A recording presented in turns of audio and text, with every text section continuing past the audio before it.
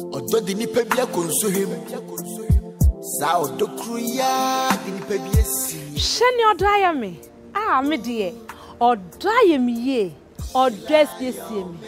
Osofo. Mi ngwa sofo no si. Friend I work mama. I don't want the card. Okay, Say yeah, my friend. Me de odo di me. Odo adada me. Ewiase. Nokre. Bankope.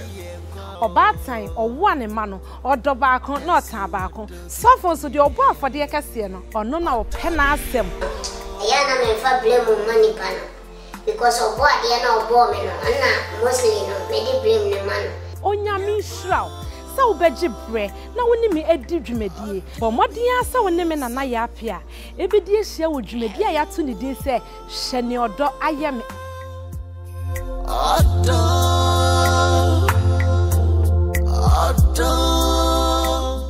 Medofo enas me ma wakwa aba e de oba hye odo ayem so obo ade adumti Saturday for atumi no mienu enye du Saturday nebo 2:30 a no wo se hye de odo ayem ye de blow Medofo papa bi aboafo bi nti ena na awotwe bia edi dwumedi ebro ye twa ye ho ne age won krato aba do ayem e wo Atinka TV so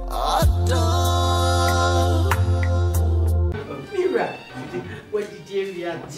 Merry CB Men's Capsules. And you may use Madarma Bohobio CB Men's Capsules by dear. What 2 points? I don't know. They are very good. Say them again, I'm sorry, I'm to intend them using it. Say we need you some more Arabia house to be credible. Sad to say, my yes, so dear CB Women's Capsules. Okay. Hey! CB Women's Capsules with the Ajo. Also CB Men's Capsules, Ajo. Suziana Ghana man member Damase. Our pharmacy, chemical, ni herbal shops ni name. Et to form Fresh Suzy Herbal Center 0247 111671 and 0246 578750. CB Women Capsules. Eyi efichi kromu amani hunu efri wuso. CB Men and Women Capsules. Wo Joseph Fili. Understand music. Why are you back? Yes. What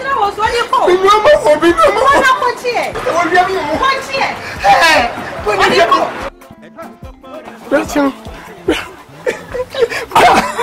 What's what they are basic kind of appointment.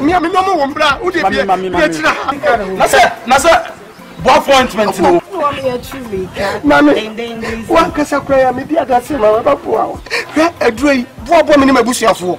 Me, mammy, want to do a bar, Quintimina, and a boy appointment. I don't know what to get.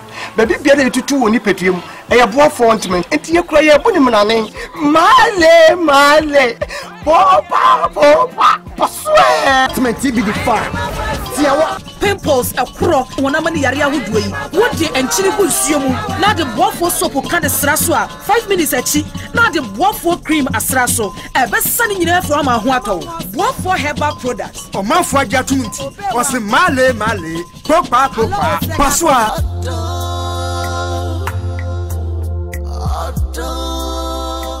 Mommy can say a Suzy Herbal. Suzy Herbal. Mammy, Papa. June somehow be a would be a midoffe, but modian fa call my sway and a cope. So your bar bear man or CB Men Capsules nibiano. We your bands are not CB Women Capsules. Say June somehow. Bet me from 0247 311 671.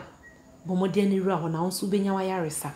Sepa say a name remedy will go to Jaya. Because I won't na bre wa crampo if you ni kotodwe ama na academ me na na de edru bre say ya ni kotodwe bo nso se ahotutu wo no sunsu tutu June July unya nhie edru ebejo na me kanfo boafo herbal center asuye ama bo modian ne bowura ho omodre na efre ne male popa pasoa kupebi na fetwi sa ahotutu ne wo so na ya dru June July a wadru ano no wunya cream and soap ni bia wodi soap no bo enchini nsuom na wodi afa ba bia ensa no no sima kakra bi na wodi cream no asla so me shawbo ebeko me do fo hwe manim hwe obi adom akyede eye krono oye expert ono ne de nyame de adom no so wonsiesie ma anim ankasa o ware ahwe na okuna nkoyi ve na ankasa enye ono a obi atwu anim ma aseka aka motobi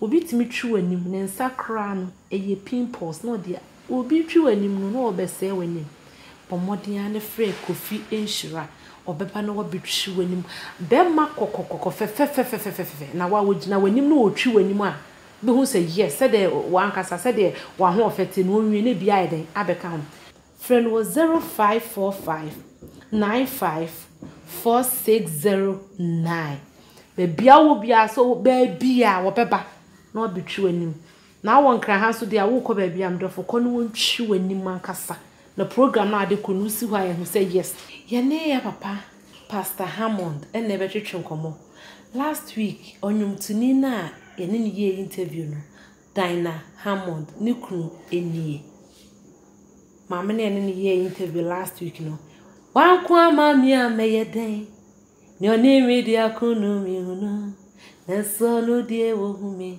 ni kunu nene ye ne no eba abetwetwenkomo Pastor Hammond Emma wakwaba eba shedo drive so. Yeah, nua. But what to say? Nyame adom me ho ye pa. We are so for Assemblies of God. Me associate pastor or Jehovah Shammah Assemblies of God. Me senior pastor friend Prophet Asumda. Ono ye me boss. Asumda. Prophet Asumda. Yeah. Na me associate pastor Kentu Akra. Okay. Pastor, who share nyamedwuma ase adi say? I check Accra. If you see be 86 home. 86. That's about 86. Now if you see musician, na me instrumentalist. Okay. Me started na me bass, me bassist, me keyboard, me lead. I'm telling you some kakra by kwa master. Papa, who started nyamedwuma no edi sen? I did 30, get it to 30 years. Huh? Yes. 30 years. Yeah. My friend says instrumentalist. Okay. Now me a bassist. But keyboard kakra, bass, lead guitar. I served a choir master for some time. I'm joining Vineyard Ministry. Adenta, they were Charity Assemblies of God. I felt before that I'm joining group B or Bubuashe, a friend go far. So for Assemblies of God, so for be a friend Reverend Nanaya Inti, when you're the baby call. It's in the group room now. Now we were crusade. You call Crow so called crusade a cry. Tiona, Mr. Nami a young boy. Ti one a feed me do worry a bit. But Assemblies of God now the fee. We call Bible school. First Bible school we call Vineyard Bible School. A chain of your majesty, must have back to Assemblies. To be Assemblies, no, the fee they may call Saltpond. Assemblies of God for Bible School war. Saltpond. We call Kikos Kwanoso after Mankesim. Could be 3 years or acquire theology. Till 2015 year, now we Assemblies of God for Bible School. Because Assemblies there, so one come Bible School, I'm going to say, we are Assemblies suffer. It's answered, not saying, I suffer P. A friend doctrine about Christo Moon Church. In fact, sometimes we share TV so a big crassy above for a different ya above for when I coupon a tutor of my taba in a film. Aye. Yes, me person my body, but ubi cancer. The panel cancer no. Make us say, or not, who said, or no, no cancer. Was he a D4 night? I say a D4 a prophets. I'm going to above 4. And then you're mere to 2 at a bind. A few mechi. So for a can, so for a can. I will Ghana. I will Ghana. So for Cassie. Pa, I will swing your Bible. Okay. Nti nyoma sa no nti na Assemblies of God for there. So one come Bible school among June 2. Na wa be ye nyoma basa mie. Dabi. Is that say who could tank for enkwa. Who handle lives. Nti mfa nyoma bi ni agrosa. Umo be wrong a year once in life forever. Nti san nti na Assemblies of God for there. Ye be mo akọ school no atetew. School ni nya ofre no.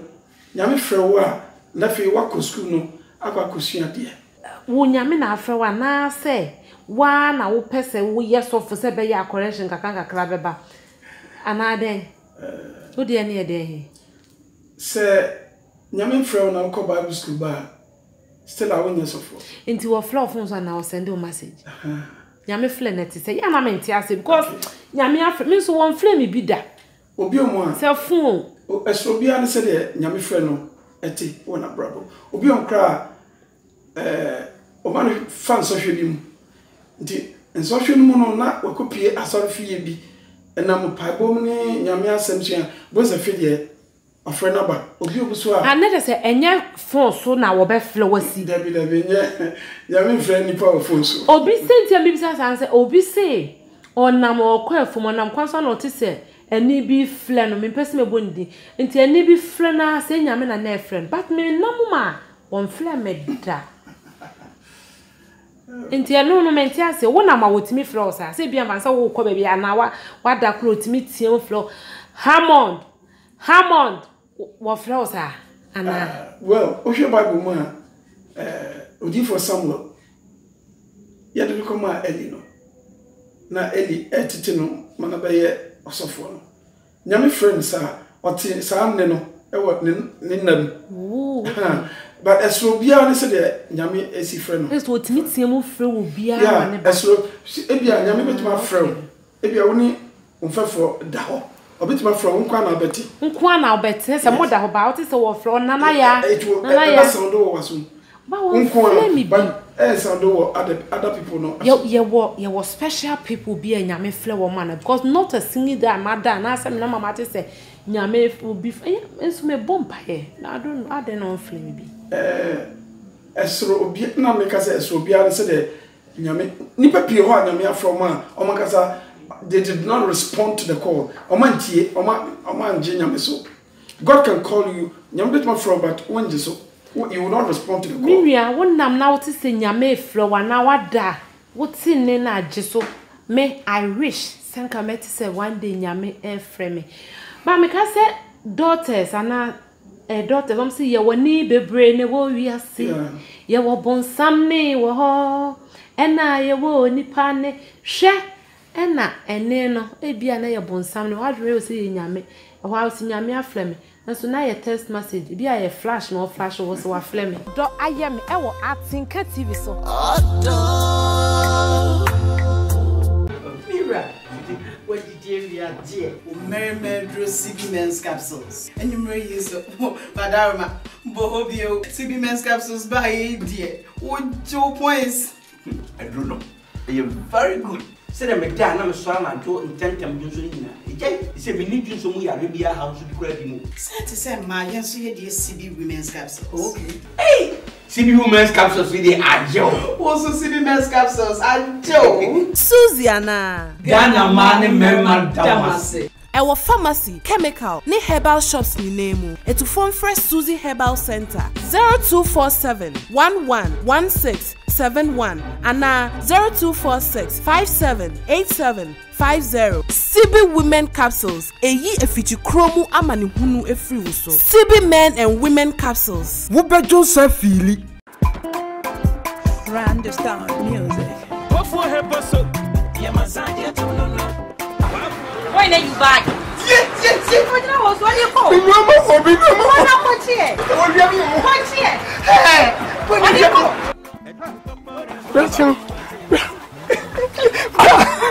What's what you are basic kind of me no one bra who dey be na appointment no mami wa kasa kura me bia da se ma ba bo awo hwe aduro yi bo me ni mabusuafo me ma me ho hu tutuo eba ontimi nna ena boafo ontment age ne wo kotodwe baby bia na etutu woni petuem eya boafo ontment enti ye kura ye buni mnane male popa poswe ontment bi di fa tiawa pimples akro wona mani yare ahodo yi wodi enchiri gu nsuo mu na de boafo soap ka de sra so a 5 minutes achi na de boafo cream asra so ebesa ni nyina afro ama ho akawo boafo herbal products omanfo ajatum nti wose male popa paswa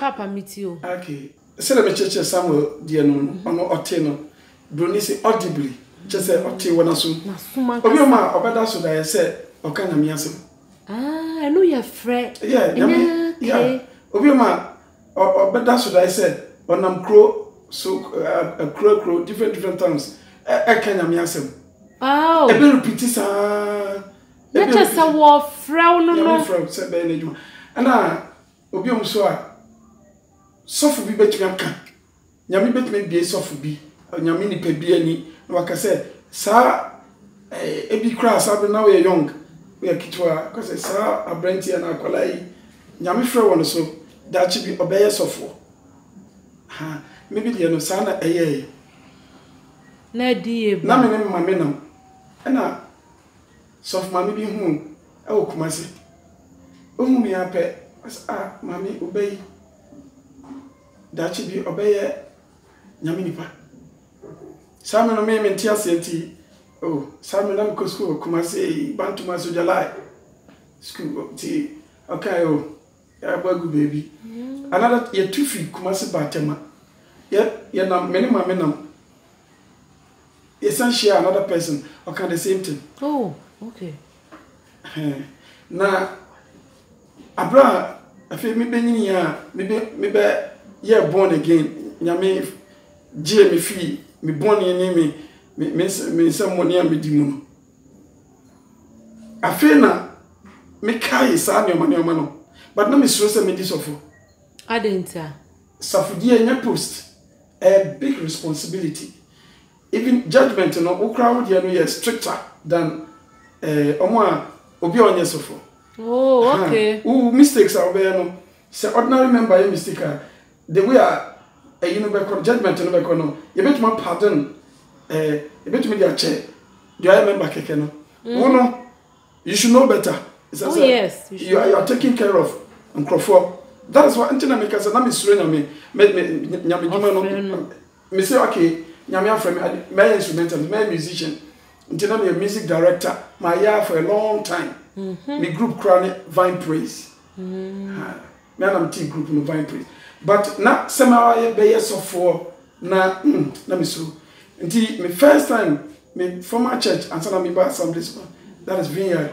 so for me so for penny one mama man here offer na Easter convention offer Mike happen or say kwesiada 25th March ye be ordaini Patrick Ebohamon as pastor now why take charge of the music ministry me am shame because na me person me this of misro me ba Assemblies of God so the same thing so penny me can Bible school myself but I see I check ya dream free so 2013 ya cross on first Sunday Opuchibe ya announcement and offer my say tomorrow Patrick Hammond and Bello are going to school.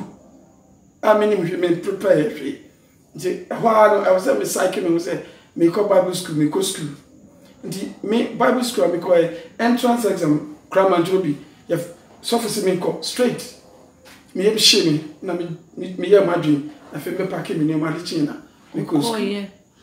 Me say one no who say why nyame adwume na unu. Me no me hu kra aboa. Yes. Ayadepa indeed. Na challenges be na wo nyame dwuma mu. Challenges in the be. Ebi ne say we are suffer.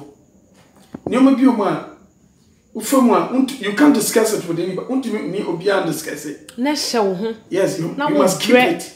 You know we are role model. People are looking up to you. Oh yes. So you just can't unti lower wo ho ebia fa say ho achiro we are so for to be bobusia wo crofo people will not respect you who can sakro bia mfa oh so for we bobusia oh we so na bia ho achiro that moment I will say who keep the show oh so who fan you maybe man sometimes between say me hunam dem enkoye kra so me kwa sorry maka koye djuma no pepepe but nyame ye no kwafo pa me ka one day be near communion service me na mikita tray ya communion me bre every time I be na o bre say me hunam me yare o yare me feel fine but ya communion na me di be no all of a sudden na me kai pesa be yare because me hun told me.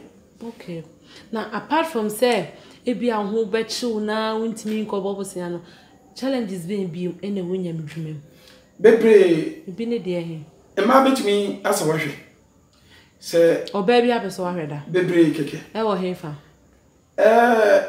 Assemblies of God and Abedful for so many places me here born again apostolic dynamical unto obey ode some instrumentalist Yakobo convention first day people we are yes we be hwe me me ko ya buy fefe bi me tumi crash nani ho fe it's say na I'm not me used to say no no me boy na yes we unto ko na ye dey me ko ya plane no catch himself me open masem na Sunday eno de nya nso hwe me ko fie admi ko ni fie ko introduce me to the papa and mommy say what you to na ko fie de na se na wo pe say yes me pe so for one pa me to me mpa of am say adamfo come on oba o kan se wo pe we si de na afi de wudi na chi na afi be ya adamfo I saw pe masem first I saw pe masem na ya adamfo se oba no aka che se ye nkochia me ma no odi na chi ase na e wo pe no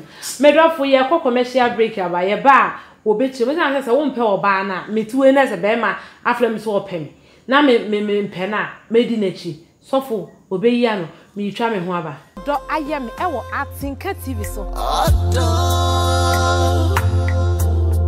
Mira what did you dear Mermaid CB Men's Capsules and you may use Badarma Bohobio CB Men's Capsules by dear what 2 points I don't know you're very good.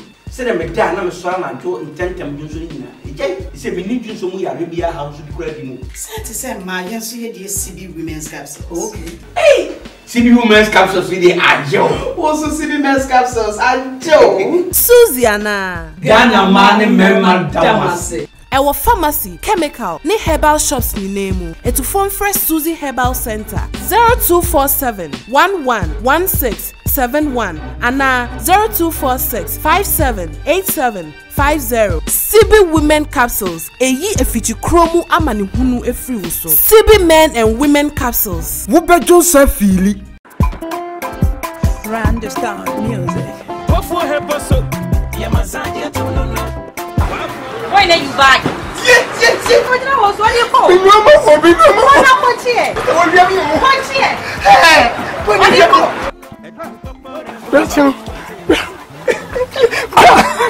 What's what dia? Basic kind of me no mo mbra. Who dey be?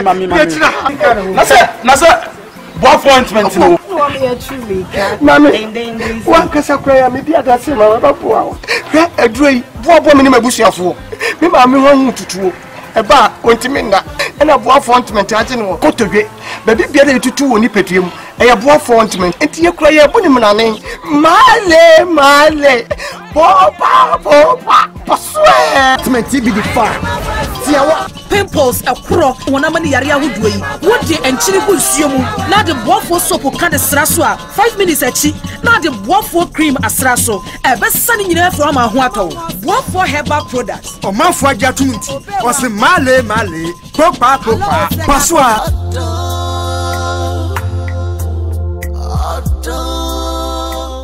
me da se wo twen me e ma remfi se na wo twi Saturday Gradco na Ashemi Atade Fred Gradco was 0240 666 511 na won pamata de ma baby a obi obetimi apam no de amano de hia so beye no mobile money opam oba ene be ma enoma Pastor Hammond ye kona wo se wo de wo mpe no na eba oba adamfo se nipa na o se opel afi wo de na chi ni na ko chia na maame a menti de wo asa pe masem yenko me ko hwe ni fie yenko ape no introduce me man papa ne no maame say daddy be ma me ware ni future ni hey like straight. Seriously yeah straight what catch there was say adamfo like say adamfo no so any yenko hwe me fie It's okay no say be ma me ware yeah introduce me chali papa ne no maame na won so pay ni bi nti sa no afi my confused kakra let me say if you want to say na say one coffee and so new obi da adoni yes my way odoko de odon tu odon anya na so adon bi na ready pastor wo ofe no bi ama wa yi a wo twetwe mu I say we instrumentalist na sa na nya me yes sofo na me yes sofo so na kana ka bitimi apen oh sir okay yem fa no to say see am no ka se wa ware ma ware yin shan kenya me oh ma se mo mam yensa e ma nko ahu me mam yinu ana obaba ko me sha wo ma ho ba furu se de wo ho fe die pa cho yire no ai me yire ni Dina Hammond nyimtuli no e dia sem krani amna Ghana so fo mo pe nyomtofo sa me lofo me ka se me dina ye ba ko pe na na ya apia wo fre me dede ana osofo ma me so a mete na masere na ma je so kakra